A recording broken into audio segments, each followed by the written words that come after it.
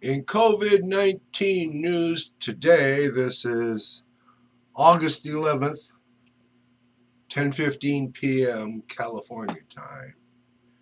Today, Governor Newsom has mandated vaccinations or weekly COVID-19 tests for public school employees. I think this is wise. Why send perhaps the most vulnerable population to school where they can get infected and bring it home and kill you, kill grandma, kill Uncle Joe because he's just moving kind of too slow at the junction? 1960s Petticoat Junction TV show. If you're as old as me, you probably watched it first run on CBS.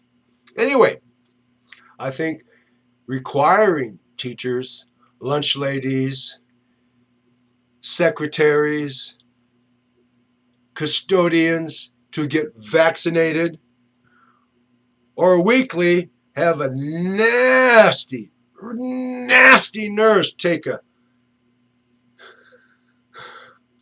wood-handled Q-tip that long and stick it up the nose as far as she can. Make it painful. Get the point across to them. Vaccinate. I understand in Queensland, Australia, they're on lockdown.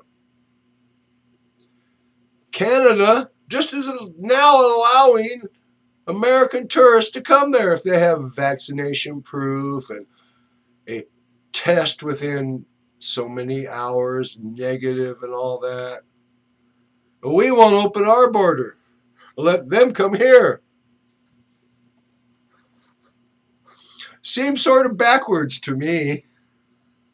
Canada should be saying, no, you stay away. But they're letting us in.